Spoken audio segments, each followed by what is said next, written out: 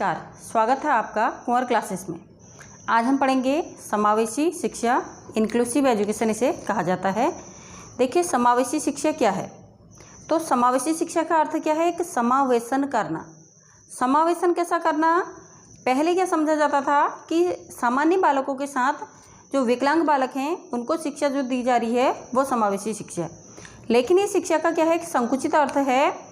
यदि व्यापक अर्थ में देखा जाए तो समावेशी शिक्षा क्या है कि समाज के सभी वर्गों, इसमें कौन कौन आ जाएंगे? सामान्य वर्ग, वंचित वर्ग, निर्धन वर्ग और आर्थिक रूप से पिछड़ा हुआ वर्ग निर्धन में ही आ जाएगा वैसे तो ये, और जो भी हमारे SC, ST, OBC जो भी पिछड़े वर्ग हैं, इन सभी को शिक्षा की मुख्य धारा से जोड़ना और इनका एक समान शैक्षिक विकास करना, ताकि हम क्या करें, जो इसके द्वारा हमारा मानव संसाधन निर्मित होगा उसका प्रयोग देश की प्रगति में किया जाए।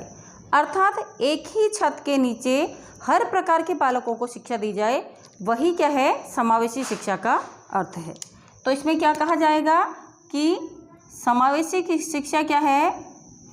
सभी वर्गों में कौन कौन से आ जाएंगे? इसमें आएंगे सामान्य, वंचित, निर्धन और बाकी इसमें आ जाएगा आर्थिक रूप से पिछड़ा वर्ग निर्धन में ही आ जाएगा। अब इसमें आ जाएंगे अनुसूचित जाति और अनुसूचित जनजाति। अर्थात सभी वर्गों के बालकों को शिक्षा की मुख्य धारा से जोड़ना। तो ये इसका अर्थ हो गया है, अर्थात इसकी परिभाषा। तो ये क्या हो गई है? मुख्य धारा से जोड़ना, और यही क्या कहलाएगा?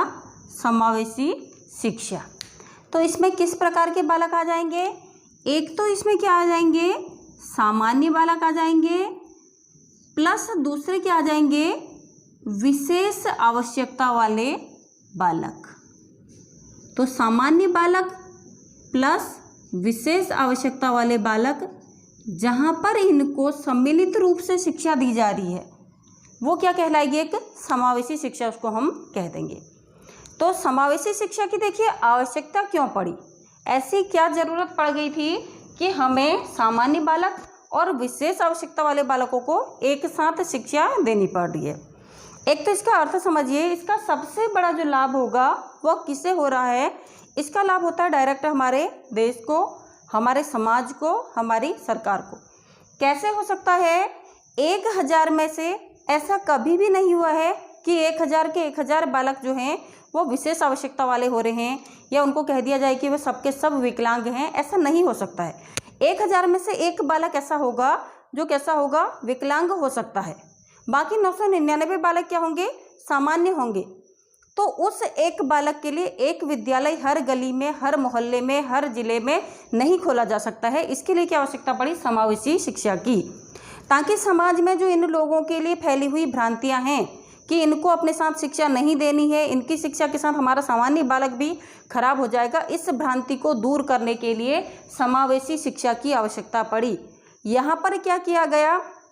एक ही छत के नीचे सामान्य बालकों को भी शिक्षा दी गई, विकलांग बालकों को भी शिक्षा दी गई, निर्धन वर्ग को भी शिक्षा दी गई, और जो भी पिछड़ा वर्ग है, वंचित समूह है, SC, ST, OBC, उनको भी शिक्षा दी गई।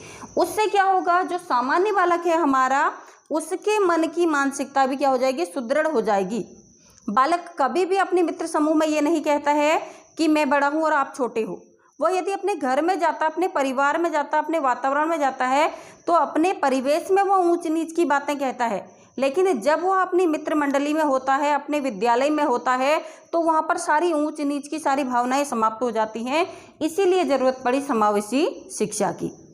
अब देखते हैं समावेशी शिक्षा में कितने वर्ग आते हैं। तो समावेशी शिक्षा का जो वर्गों में विभाजन किया गया है, इसे 3 वर्गों में बांटा गया है। तो इसके वर्ग देख लेते हैं। समावेशी शिक्षा का वर्ग विभाजन। तो वर्ग विभाजन देखिए, यहाँ पर 3 प्रकार से वर्ग विभाजन किया गया है। सबसे पहले तो इसमें क्या आ जाता है? विकलांग वर्ग। या विकलांग समूह, इसको कह दीजिए। दूसरा यहाँ पर क्या आ जाता है, अधिगम निर्योग्यता वाले यहाँ पर बालक आ जाते हैं, अधिगम निर्योग्यता। और तीसरा इसमें जो समूह आता है इसे बोल दिया जाता है वंचित समूह। यदि कभी ऐसा पूछा जाता है कि जो समावेशी शिक्षा है ये कितने वर्गों में विभाजित है, तो 3 वर्ग यहाँ पर आ जाएंगे, विकलांग वर्ग, अधिगम निर्योग्यता और वंचित समूह। विकलांग वर्ग में क्या क्या आ जाता है, देखिए इसमें फिर से 4 वर्गों में विभाजित हो जाता है। सबसे पहले तो इसमें क्या आ जाता है, दृष्टि बाधित। दूसरे इसमें आ जाते हैं श्रवण बाधित। तीसरे इसमें आ जाते हैं वाक दोष। और चौथे इसमें आ जाते हैं अस्थि बाधित। अब देखिए क्या है, दृष्टि बाधित अर्थात जिनको देखने से संबंधित कोई परेशानी है वे दृष्टि बाधित में आ जाएंगे। जिन्हें सुनने से संबंधित परेशानी है वो श्रवण बाधित में आ जाएंगे। जिन्हें बोलने संबंधित कोई परेशानी है वाक दोष में आ जाएंगे। जिन्हें शरीर में अस्थियों में किसी प्रकार की विकलांगता है, समस्या है, वो अस्थि बाधित। इन्हें फिर से डिवाइड कर दिया जाता है आंशिक विकलांगता में। दूसरा इसमें आ जाता है औसत विकलांगता। तीसरा आ जाता है पूर्ण विकलांगता। तो जो थोड़ा बहुत जिनमें इस प्रकार की समस्या है वो आंशिक विकलांगता में आ जाती है। जो लगभग आधे कहिए वो आ जाते हैं औसत में। और जो लगभग 90% से ज़्यादा जिनका क्या है विकलांगता है वो आ जाते हैं पूर्ण विकलांगता में। तो ये क्या आ जाता है, इसमें आते हैं विकलांग वर्ग। दूसरा यहाँ पर आ जाता है अधिगम निर्योग्यता। जिन्हें सीखने संबंधित कोई निर्योग्यता होती है, अयोग्यता होती है, वो आ जाते हैं अधिगम निर्योग्यता में। जैसे इसमें क्या कहा जाता है, कोई बच्चे ऐसे होते हैं जो पढ़ने के तो बहुत अच्छे होते हैं लेकिन लिखने की उनमें बहुत बड़ी समस्या होती है। कुछ बच्चे लिख तो अच्छा लेते हैं लेकिन पढ़ने की समस्या होती है। किसी में भाषा संबंधित समस्या होती है, तो वो आ जाते हैं अधिगम निर्योग्यता में। जैसे इसमें क्या कहा जाता है, लिखने संबंधी निर्योग्यता। तो लिखने संबंधी इसमें किस में आ जाती है, ये हो जाती है डिसलेक्सिया। पढ़ने से जो संबंधित आएगी ये आ जाती है डिस्ग्राफिया। इसके बाद क्या जाता है, भाषा से संबंधित जो समस्या है यहाँ पर इसे कहा जाता है अफेजिया। गणित से संबंधित यदि है इसमें आ जाता है डिसकैलकुलिया। तो ये क्या है, अधिगम निर्योग्यता है। इसके बाद क्या आ जाता है, वंचित समूह। वंचित समूह में क्या क्या आ जाता है, इसमें देखिए एक तो एससी वर्ग आता है, एक एसटी वर्ग आता है, एक ओबीसी वर्ग इसमें आ जाता है। एससी अर्थात अनुसूचित जाति, अनुसूचित जनजाति और पिछड़ा वर्ग। अनुसूचित जाति में क्या आता है, इन्हें क्या कहा जाता है, पहले ये माना जाता था कि इस वर्ग में जो लोग आते हैं वे निम्न वर्ग का कार्य करते हैं, जैसे सफाई करना, झाड़ू लगाना। तो उस कार्य को समाज में हेय दृष्टि से देखा जाता था। वही विचारधारा आगे चलती गई तो धीरे धीरे यह वर्ग कहीं ना कहीं दबता चला गया और इनकी शिक्षा भी उसी प्रकार से प्रभावित होती चली गई। अनुसूचित जनजाति में जो लोग आते हैं वो ऐसे पिछड़े वर्गों में रहते हैं जो सामान्य क्षेत्र से पूरा का पूरा कट गया है, या यूँ कहिए कि सामान्य वर्ग की वहाँ तक पहुँच भी नहीं है। इन लोगों का विवरण आपको किताबों में बहुत कम देखने को मिलेगा। ये लोग क्या होते हैं, जनजाति हैं, और जनजाति ऐसे क्षेत्रों में रह रही है जहाँ शिक्षा का विकास ही नहीं हुआ है। तो इन लोगों का विकास करने के लिए भी इन्हें शिक्षा की मुख्य धारा से जोड़ना बहुत ज़्यादा जरूरी हो गया। इसलिए इन्हें क्या कर दिया गया, समावेशी शिक्षा में इनका समावेशन कर दिया गया। तीसरा जो वर्ग इसमें आता है वो ओबीसी वर्ग आता है, यानी कि अन्य पिछड़ा वर्ग। तो इन सभी को भी क्या है, शिक्षा की मुख्य धारा में लाना बहुत ज़्यादा जरूरी है। इसलिए क्या किया गया, समावेशी शिक्षा की व्यवस्था की गई। तो इतने सारे समूह किसमें आ गए, समावेशी शिक्षा के अंतर्गत आ गए। अब क्या है कि समावेशी शिक्षा की आवश्यकता क्यों यहाँ पर पड़ी। तो समावेशी शिक्षा की आवश्यकता देखिए, एक तो इसलिए पड़ी कि समाज में हर वर्ग का जो मानसिक विकास है वह एक सा हो। एक सा कैसे होना चाहिए, जैसे एक क्या है, सामान्य वर्ग का बालक है उसकी शिक्षा की व्यवस्था हमने बड़ी उच्च कोटि की है, लेकिन एक निर्धन बालक है वह एक अच्छे विद्यालय में नहीं जा सकता है। समाज में भी उसको क्या है, गलत दृष्टि से देखा जा रहा है कि निर्धन वर्ग है, गरीब वर्ग है, इससे कोई आधार नहीं बनता कि सामान्य वर्ग के साथ पढ़े, तो वह बालक कहीं ना कहीं पिछड़ता हुआ चला जा रहा है।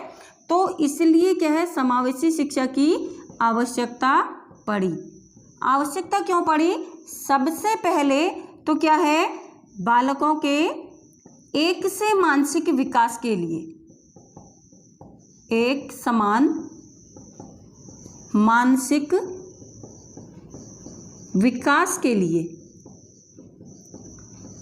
एक समान मानसिक विकास क्या है? हर वर्ग का बालक एक साथ पढ़ेगा। एक सामान्य वर्ग का बालक देखेगा कि एक विकलांग बालक भी मेरे साथ है, उसके लिए उसके मन में सहानुभूति नहीं पैदा होनी चाहिए। क्या होना चाहिए? सहयोग की भावना पैदा होनी चाहिए कि हाँ ये भी मेरे समकक्ष है। तो वहाँ से उसमें सहानुभूति खत्म होकर के सहयोग की भावना आएगी। निर्धन वर्ग को देखेगा, उसके लिए भी उसमें सहयोग की भावना आएगी। कहीं ना कहीं लगेगा कि हम सब एक समान हैं। और एक अध्यापक जो सामान्य बालक को पढ़ा रहा है, वही पिछड़े वर्ग को पढ़ा रहा है, वही अनुसूचित को पढ़ा रहा है, वही वंचित वर्ग को पढ़ा रहा है, तो सब बालकों को एक सी शिक्षा मिलेगी, तो उनका मानसिक विकास भी एक सा होगा। दूसरा क्या है यहाँ पर, शैक्षिक एकीकरण के लिए। यदि सारे बालक एक साथ पढ़ेंगे तो इनका शैक्षिक भी एकीकरण होगा। एक सी शिक्षा व्यवस्था सबको मिल रही है, एक से अध्यापक मिल रहे हैं, एक से विद्यालय मिल रहा है, एक सा परिवेश मिल रहा, एक सा वातावरण मिल रहा है। तो दूसरा। तीसरा क्या है, सामाजिक एकीकरण के लिए, सामाजिक एकीकरण। और चौथा पॉइंट क्या आ जाता है यहाँ पर, सहयोग की भावना। ये क्या है, एक आधार बनाया गया है समावेशी शिक्षा के लिए कि किस प्रकार का यहाँ पर आधार हो। अब देखिए समावेशी शिक्षा आई कहाँ से, ये विचार कैसे लोगों के मन में आए, ये कहाँ से ये उत्पन्न हुआ। तो इसमें क्या है, एक बात कही जाती है 1990 में थाईलैंड के जमेसियन में एक सम्मेलन हुआ था। थाईलैंड के जमेसियन में यहाँ पर एक सम्मेलन हुआ था। इस सम्मेलन को कहा गया था जमेसियन विश्व सम्मेलन।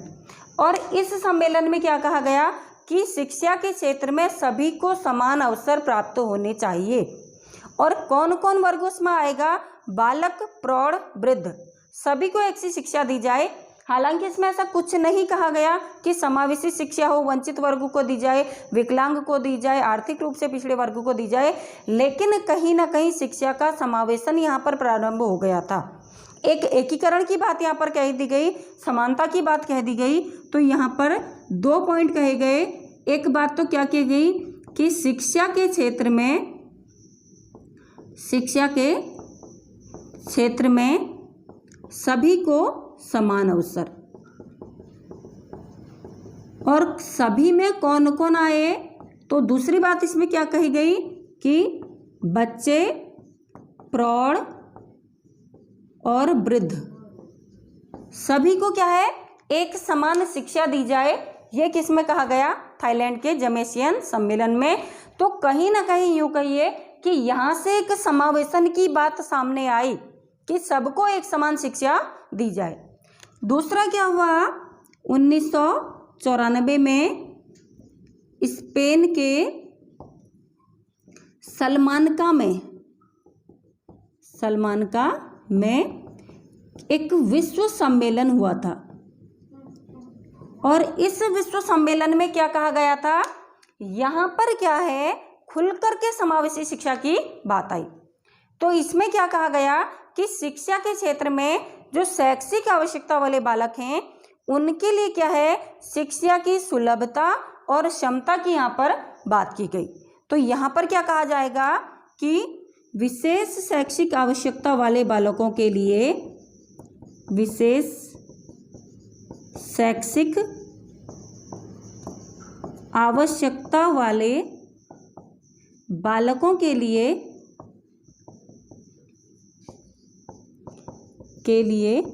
विश्व सम्मेलन सुलभता और क्षमता। ये किसमें की गई थी? ये जो बात की गई थी 1994 में, यह क्या था? विषय था। किसका विषय था? जो 1994 में सलमानका में विश्व सम्मेलन हुआ था, इसमें क्या कहा गया था? विशेष शैक्षिक आवश्यकता वाले बालकों के लिए विश्व सम्मेलन, सुलभता और क्षमता। तो इसमें क्या हुआ था? 92 देशों ने इसमें हिस्सा लिया था और लगभग 25 अंतर्राष्ट्रीय सम्मेलन भी इसमें शामिल हुए थे।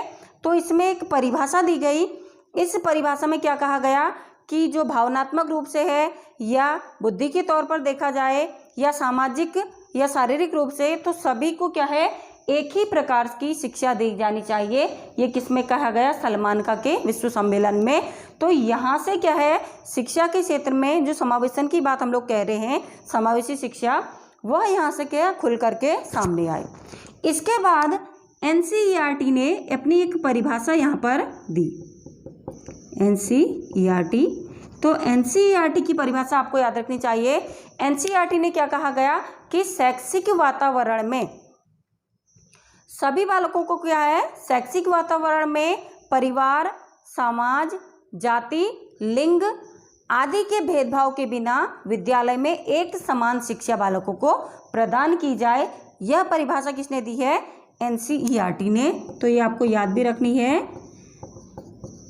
शैक्षिक वातावरण में परिवार, समाज, जाति, लिंग आदि के भेदभाव के बिना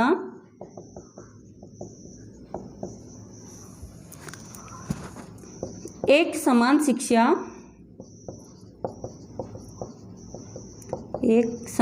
शिक्षा विद्यालय में दी जाए।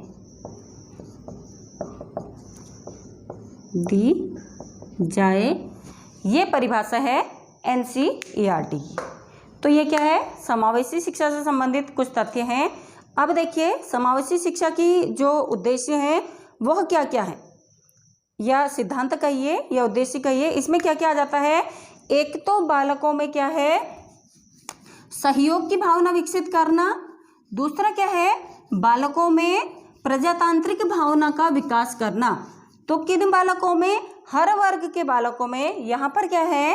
तो इसके सिद्धांत लिखिए या फिर इसकी आवश्यकता कहिए। तो यहाँ पर क्या आ जाएगा? एक तो क्या है? बालकों का प्रजातांत्रिक विकास करना। प्रजातांत्रिक विकास करना कैसा होता है? हम कहते हैं जनतंत्र है, लोकतंत्र है। तो लोकतंत्र में सभी लोग क्या है? एक समान है। तो सभी लोगों का एक समान विकास होना चाहिए। तो बालकों का भी क्या है? प्रजातांत्रिक विकास होना चाहिए। हर वर्ग के बालक का एक समान यहाँ पर विकास होना चाहिए। ये किस में आता है? इसके जो सिद्धांत हैं, समावेशी शिक्षा के सिद्धांत हैं। दूसरा क्या है? बालकों को शिक्षा की मुख्य धारा से जोड़ना। शिक्षा की मुख्य धारा से जोड़ना, ये क्या है? इसका दूसरा सिद्धांत है, ताकि सभी बालक क्या है? शिक्षा की मुख्य धारा से जुड़ सके और सभी का क्या है? एक समान विकास साथ साथ में हो चले। तीसरा क्या है? वंचित वर्ग के बालक हैं, वंचित वर्ग के बालकों से संबंधित भ्रांतियों को दूर करना, ये इसका अगला सिद्धांत है। अब देखिए इसमें एक बात कही जाती है कि समावेशी शिक्षा का जो लाभ होगा वह लाभ किसे होगा।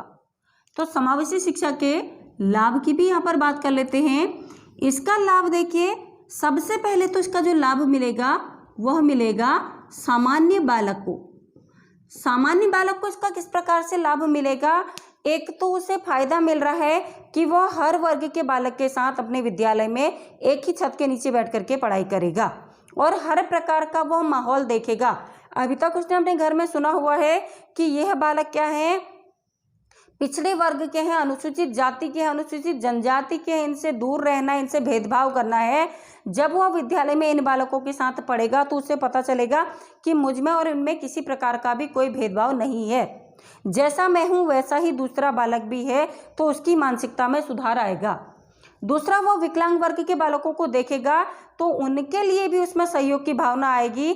तो इसका सीधा सीधा फायदा किसे हो रहा है, एक सामान्य बालक को हो रहा है। यदि इसे सामान्य बालकों के साथ ही शिक्षा दी जाएगी तो इसके मन में कहीं ना कहीं उन बालकों के लिए एक भेदभाव की भावना रह जाएगी। जब यह बालक बड़ा होकर के समाज में जाएगा तो उसी प्रकार के भेदभाव को और आगे फैलाएगा और पीढ़ी दर पीढ़ी यह भेदभाव फैलता हुआ चला जाएगा। इसे रोकने के लिए सबसे बड़ा फायदा क्या है, सामान्य बालक को ही हो रहा है कि वह क्या है, हर प्रकार के बालक के साथ शिक्षा ग्रहण कर रहा है। दूसरा जो इसका फायदा हो रहा है, यह वंचित बालक को हो रहा है। वंचित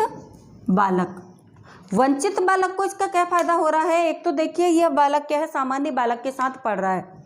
एक सामान्य बालक तो वंचित बालक के साथ एडजस्ट हो सकता है, लेकिन वंचित बालक को एडजस्ट होने में टाइम लगता है, क्योंकि कहीं ना कहीं उसके अपने मन में फील है, अपने मन में उसके फीलिंग जाग रही है कि हाँ मैं वंचित बालक हूँ, मैं विकलांग हूँ। डरता है वह बालक सामान्य बालकों के साथ जाने में।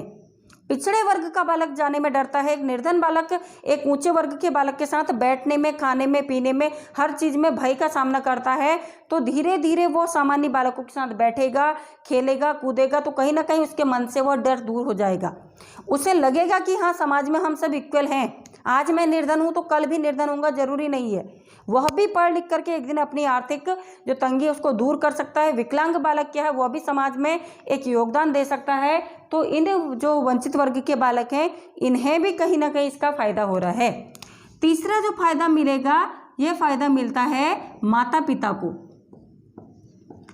माता पिता को कैसा फायदा मिलता है, देखिए एक वंचित बालक है, इसमें सबसे बड़ा एग्जाम्पल विकलांग का ही लेके चलते हैं।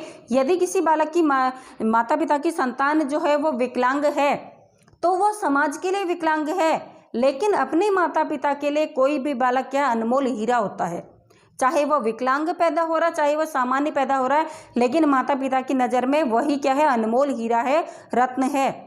और कोई भी माता पिता अपने बालक को खुद से दूर नहीं करना चाहते हैं, तो माता पिता क्या करते हैं, यदि विकलांग बालक है घर में तो उसकी शिक्षा के लिए विद्यालय घर पर चल करके नहीं आएगा। और सामान्य विद्यालय यदि इस बालक को लेने में असमर्थ हैं, कह देते हैं कि हम अपने विद्यालय में विकलांग बालक की शिक्षा नहीं दे सकते या मंदबुद्धि बालक को शिक्षा नहीं दे सकते हैं, तो यहाँ पर माता पिता को क्या है, दो ही उनके पास रास्ते होते हैं। एक तो इन बालकों के लिए जो विद्यालय बहुत दूर खोले गए हैं, क्योंकि हर स्टेट में आपका विद्यालय नहीं हो सकता, हर डिस्ट्रिक्ट में विद्यालय नहीं हो सकता है, तो जहाँ विद्यालय होगा घर से बहुत दूरी पर होगा, या तो माता पिता को क्या है उतनी दूरी पर बच्चे को भेजना पड़ेगा, अपने क्या है खुद पर कंट्रोल कर करके। एक तो बालक वैसे ही असहाय है, दूसरा माता पिता से भी दूर हो गया, तो एक तो पहले से वंचित था फिर और वंचित हो गया है। दूसरा ये जो रास्ता है माता पिता के पास कि वो बालक की शिक्षा को ही बंद कर दें और बालक को घर पर रख लें, कहीं ना कहीं नुकसान क्या है, बालक का ही है। इसलिए समावेशी शिक्षा से जो फायदा हो रहा है वो माता पिता को हो रहा है कि उनका बालक भी घर के पास के विद्यालय में अन्य बालकों के साथ शिक्षा ग्रहण कर रहा है। तो ये फायदा किसको होगा, माता पिता को। और चौथा फायदा जो होता है इसका स्पष्ट रूप से ये होता है समाज को। समाज को क्या फायदा होता है, इन बालकों के लिए अलग से विद्यालय नहीं बनाने पड़ेंगे, जो सरकार का खर्च है वह खर्च बहुत अधिक मात्रा में बच जाएगा। यदि विद्यालय अलग से खोले जाएंगे, एक तो विद्यालय बनाने में सरकार का खर्च होता है, दूसरा क्या है इन प्रकार के विद्यालयों के लिए अध्यापक भी उसी प्रकार के रखने पड़ेंगे, फिर उन अध्यापकों को उनकी मनमानी की उन्हें क्या है फीस भी देनी पड़ेगी, इन बालकों के लिए विशेष यहाँ पर केयर टेकर रखने पड़ेंगे, तो ये सारे सरकारी खर्च यहाँ पर सरकार के बच जाते हैं। तो ये फायदा किस किस को हो रहा है, सामान्य बालक को होगा, वंचित बालक को होगा, माता पिता को होगा और समाज को होगा।